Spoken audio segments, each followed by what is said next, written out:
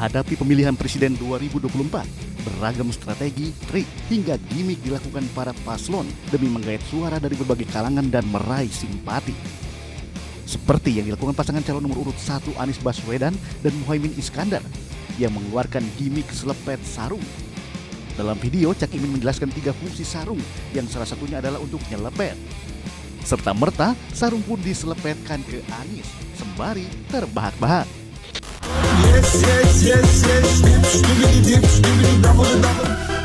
Sementara itu, gimmick politik calon presiden nomor urut 2 Prabowo Subianto yang menari dan mendapat julukan gemoy meramaikan jagat media sosial. Sebutan gemoy yang kerap dilekatkan warganet ke Capres Prabowo Subianto diadopsi dan diimplifikasi tim sukses Prabowo Gibran untuk menarik atensi publik. Bagian dari penyesuaian strategi gaya berpolitik ke anak muda. Berangkat dari fakta bahwa pemilih muda rentang usia 22 hingga 30 tahun di 2024 akan mendominasi hingga 56%.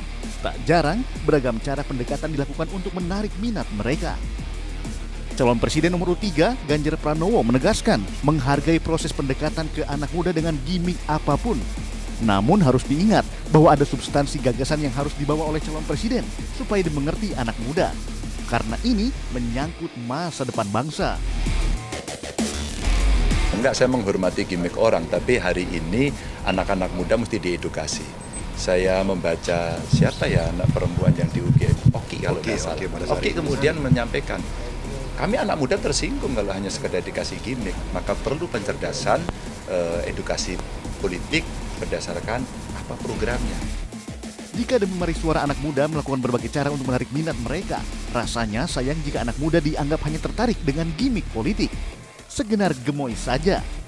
Tim Liputan iNews melaporkan.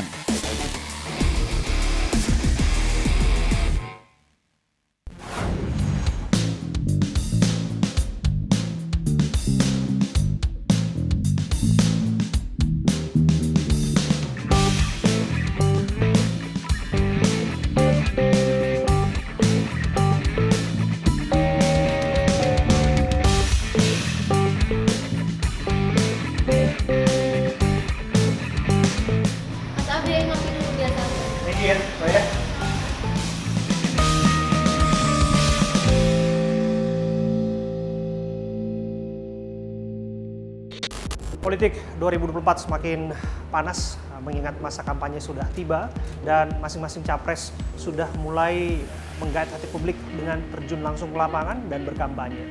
Maka kita akan selesaikan urusan politik di warung kopi bersama dengan mereka-mereka yang menjadi punggawa masing-masing tim sukses ataupun tim menangan maupun timnas dari capres tersebut. Saya perkenalkan, di sebelah kiri saya ada Bung Michael Sianipar dari TPN Ganjar Mahfud. Terima kasih sudah bergabung bersama kami, Bung Michael. Sore, Bung. Ya. Terima kasih. Dan ada juga Bung Zamalul Iza yang merupakan tim kampanye nasional dari Prabowo Gibran. Thank you, Bung Jamal. Siap, Bang. Selamat sore. Selamat sore, dan juga ada Michael Sinaga dari Timnas Amin. Jadi ada 2 Michael di sini ya. Luar biasa.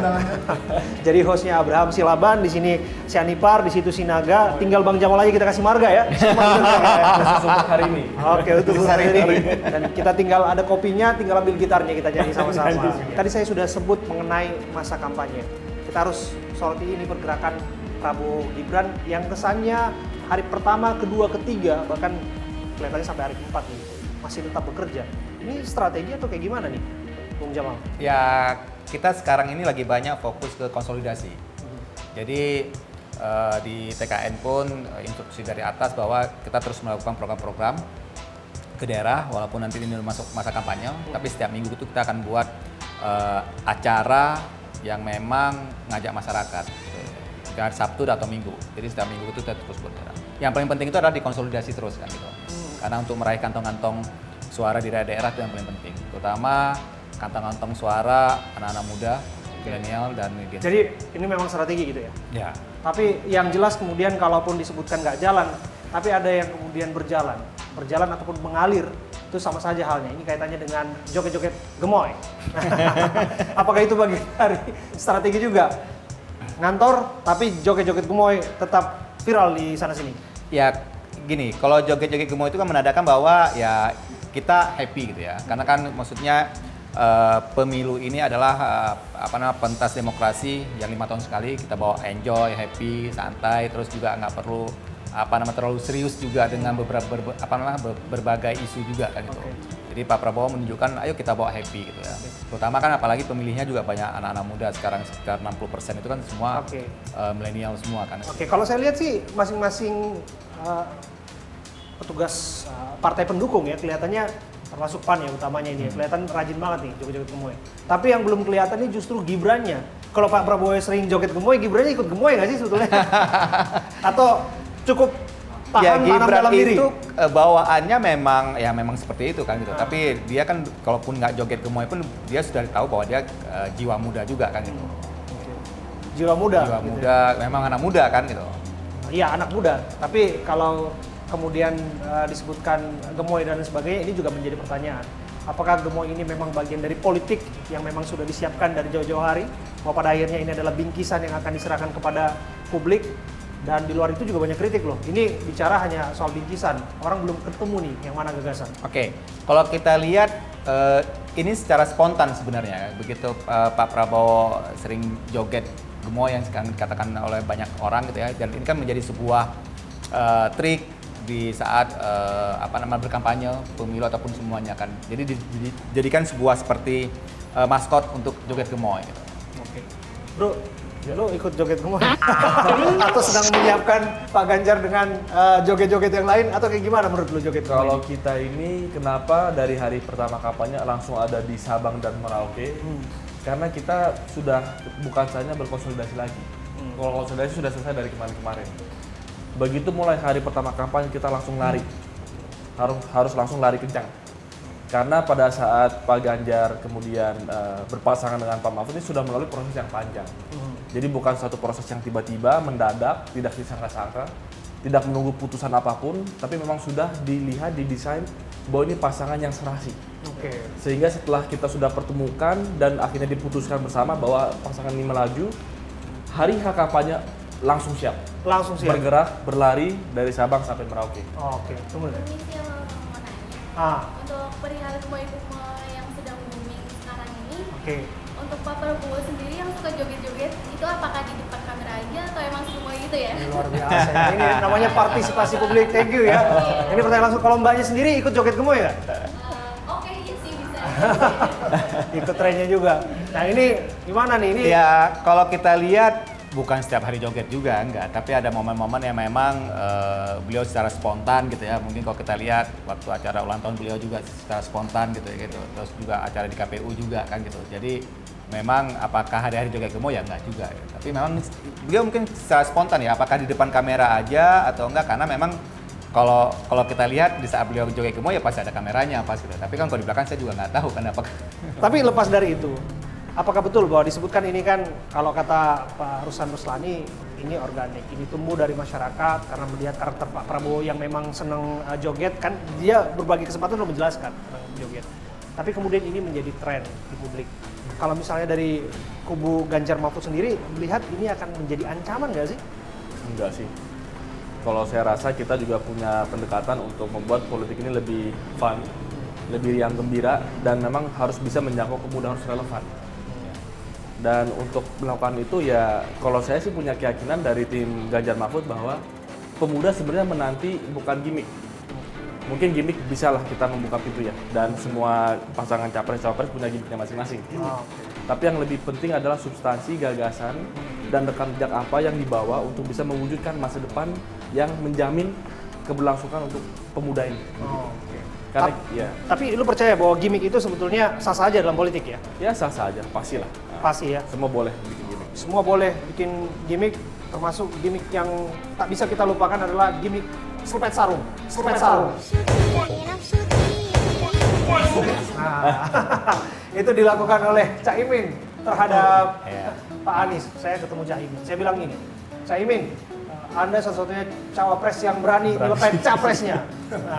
Nah itu gimana menurut Bung Sinaga nih, karena ada dua Michael, saya coba bedain, saya panggil Sinaga. Ya, kalau menurut saya kalau Pak Prabowo itu kan sudah mencalon beberapa kali ya. Iya. Tapi gemoynya baru sekarang, entah kenapa. Saya juga agak kaget tuh. Tapi Kalau joget-jogetnya udah dari dulu sebetulnya. ya, gemoynya baru sekarang. Gemoynya baru sekarang. Kalau soal Gus Imin dan Pak Anies itu memang mereka dari dulu adalah di lingkungan pesantren, di lingkungan aktivis keislaman, aktivis mahasiswa Islam dan seterusnya. Jadi masalah selepet-selepet sarung itu mereka lagi makan aja setelah acara dan wah asik nih kayaknya, iseng aja gitu loh, Dan spontan. itu momentum Hari Santri saya ingat. Ya, Ada jadi dekat dia, dengan Hari Santri. jadi dia itu hanya bukan bukan dirancang sejak dulu ya. Nah, tapi itu menunjukkan bahwa Anies Muhaimin itu salah satu-satunya pasangan yang memang duit tunggal setara, capres dan cawapresnya satu level. Coba yang lain berani nyelepet capresnya. Nggak tahu. Apakah kemudian pasang sarung squad itu kita juga belum tahu apakah mungkin bisa ya. Diuji dulu gitu kan. Diuji dulu. Kalau misalnya tadi Bung Sinaga cerita mengenai Cak Imin yang memang sudah dari dulu memang kayaknya guyon ya. Saya lihat juga berkali. Itu juga termasuk salah satu yang viral itu nggak bahaya kan? Ini bahaya ini nggak bahaya. Nah itu kan juga sempat ramai menjadi perbincangan saat ini ya. Nah gemoy ini akankah kemudian menjadi ancaman ke depannya atau Enggak juga, biasa-biasa Bang. aja? Karena gak bahaya tah dan segala macam itu memang itu karakternya Gus Imin. Oke. Bukan dibuat-buat, bukan hanya gara-gara mau kampanye tiba-tiba ada karakter itu gitu. Nyelepet sarung dan segala macam. Dia santri memang santri dari dulu. Memang lulusan pesantren dan keluarganya juga pembina pondok pesantren Denanyar di Jombang. Ya memang itulah dia. Apakah kita butuh pemimpin yang seperti itu? Wah, kalau saya sih pengen coba ya. Dari dulu kan sudah pernah militer, sudah pernah pengusaha, Pak Jokowi kan pengusaha.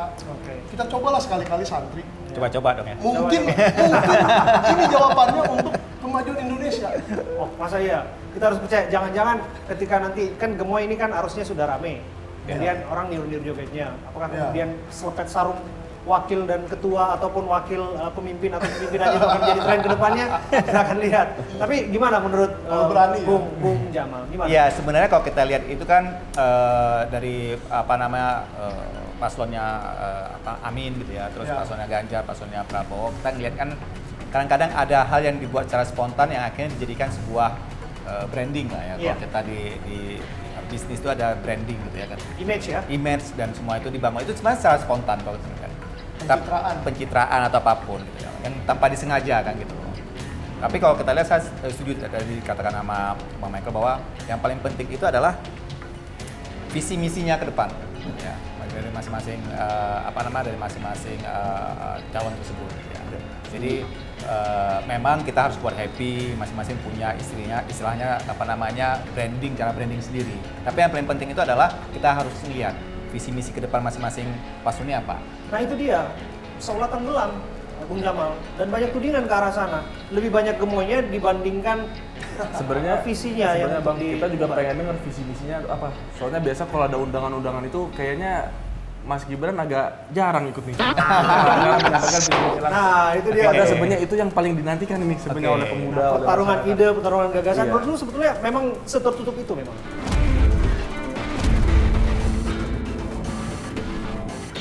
Nah ini yang menarik, ketika kemudian di masa kampanye masuk, malah Pak Prabowo ketemu dengan Pak Jokowi. Kemudian juga publik menduga-duga nih, ada apa?